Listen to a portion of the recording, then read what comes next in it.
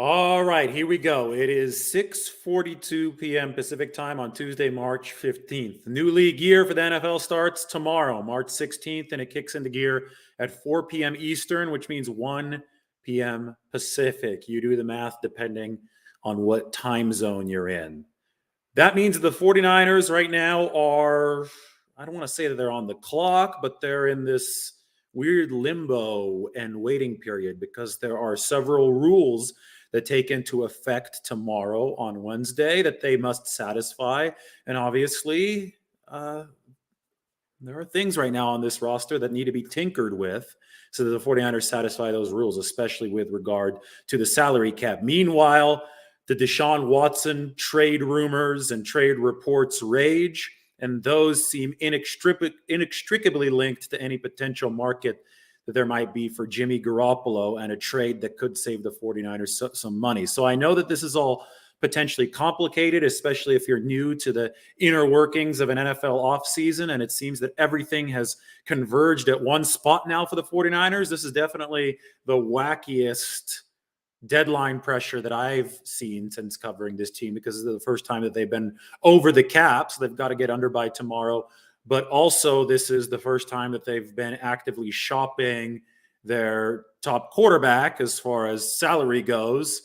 And obviously, there have been complications in that matter with Jimmy Garoppolo's shoulder surgery and with the fact that both Aaron Rodgers and Deshaun Watson have been necessary dominoes ahead of him on the trade market. And Deshaun Watson didn't really throw his hat into the ring until last Friday, because of the at least partial resolution, the criminal resolution of his legal issues. So I know it's a lot. Again, I'm going to try to simplify it as well as possible. The most recent news is that the 49ers have tendered Daniel Brunskill, one of their restricted free agents. There's three of them. There's Brunskill, there's Azeez Al-Shire, and there's Kentavious Street. The 49ers have tendered Daniel Brunskill at the original tender level. That means they've offered him a one-year contract for $2.43 million.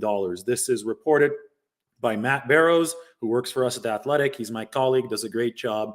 And Matt got that information from Daniel Brunskill's agent. Does this mean that Daniel Brunskill is officially a member of the 2022 49ers? No, it does not. It means that the 49ers have offered him a contract as a restricted free agent. Brunskill can now shop around for other deals.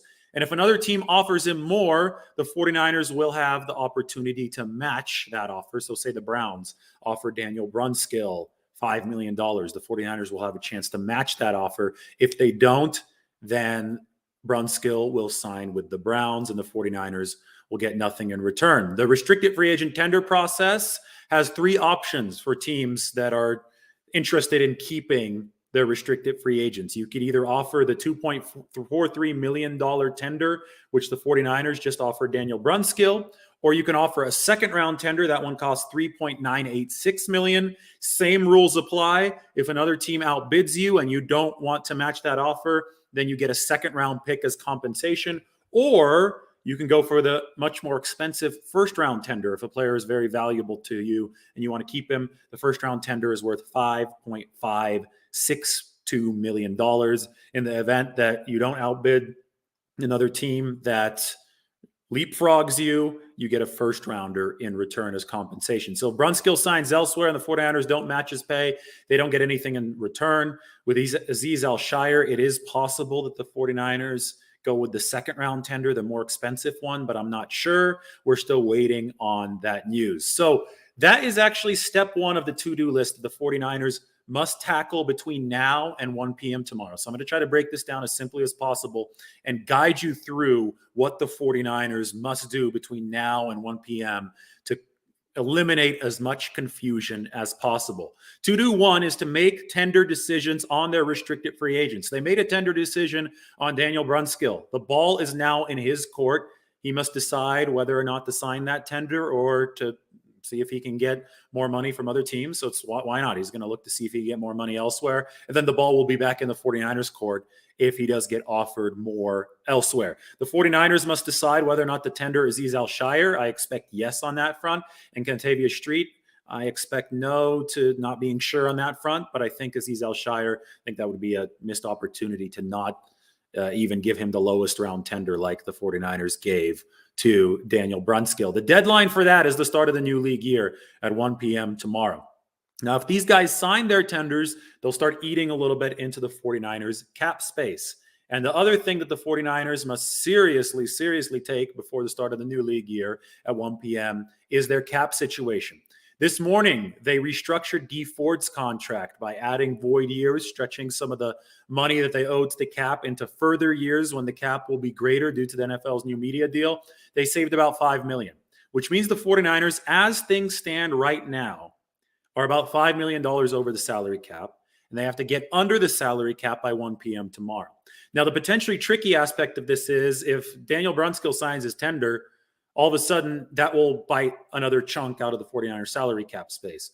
If Azeez Al-Shire is tendered and signs his tender, that will bite another chunk out of the 49ers salary cap space. When Charvarius Ward, who obviously signed a sizable contract with the 49ers, when he signs that, didn't sign, he agreed to a sizable contract with the 49ers. When he actually signs that deal, and he could do that starting at 1 p.m. tomorrow, new league year, he's going to eat into that salary cap space. So how much salary cap space the 49ers need to clear, exactly how much to be under the limit when they need to be by the start of the new league year, currently is not clear. The 49ers obviously have a better idea than we know from the outside, but it's extremely important to remember that the 49ers must plan for all contingencies. That's why John Lynch has talked about plan A, plan B, and plan C. I'll take a quick break from the to-do list to say this. The ship sails at 1 p.m. Pacific time on Wednesday. This is the metaphor that I like to use. The 49ers will likely arrange the deck of the ship to be able to fit Jimmy Garoppolo to keep him as a potentially tradable asset. They don't want to get rid of him sooner if they can't get a trade done and not get anything back for him. So they have to rearrange the deck chairs to be able to fit Jimmy Garoppolo before the ship sets sail on Wednesday at 1 p.m. because to-do list number 3 has not yet been completed. And number 3 is to wait out the Deshaun Watson situation because the Garoppolo QB market likely cannot be firmly gauged until Deshaun Watson is moved. Right now, you have the Saints, you have the Panthers, and you have the Browns, who have all submitted their trade offers, their trade proposals to the Houston Texans. And according to Diana Rossini from ESPN, the Texans have accepted all 3 of those offers. And now it's up to Deshaun Watson to pick between the Saints, the Panthers, and the Browns. Now, assuming that it's either this, and also the Falcons too. The Falcons are going to meet with Deshaun Watson tomorrow. So you could add the Falcons in to 2 other NFC South teams, the Saints and the Panthers, and then the Browns obviously are an AFC team. The Browns are not considered a front runner for Deshaun Watson's services, but it is looking more and more possible that they might move on from Baker Mayfield, their current quarterback, even if they do not get Deshaun Watson. This is all to say that once Deshaun Watson chooses where he's going, we might see this impasse in the quarterback market break. And then the 49ers will want to be ready to play ball as far as a potential trade with Jimmy Garoppolo goes at that point, because that's when you might start having that market resuscitate.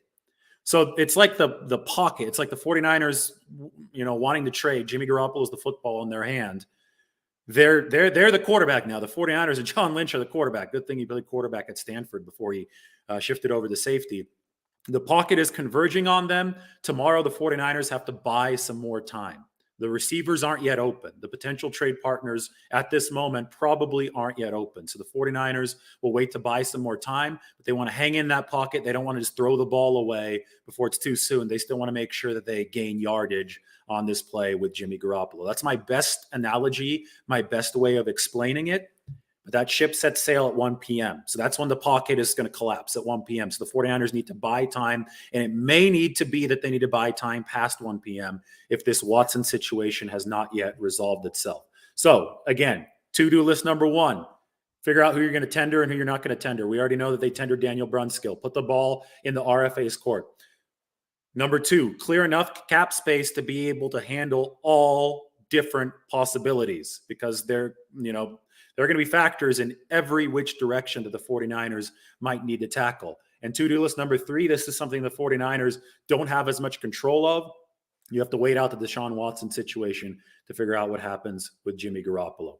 How much salary cap space must the 49ers clear? Well, I already said about $5 million, unless Charvarius Ward officially signs, and then you'd have to clear a little bit more. So it's up to the 49ers to do their accounting, and I'm sure Parag Marathe is on top of this. He needs to know exactly when contracts are going to become official, when these RFA tenders are going to be given out, when they might be signed, so that way that he can eliminate as much of that 2022 cap burden as possible. How can the 49ers eliminate it? Well, they can execute restructures for guys like George Kittle or Eric Armstead.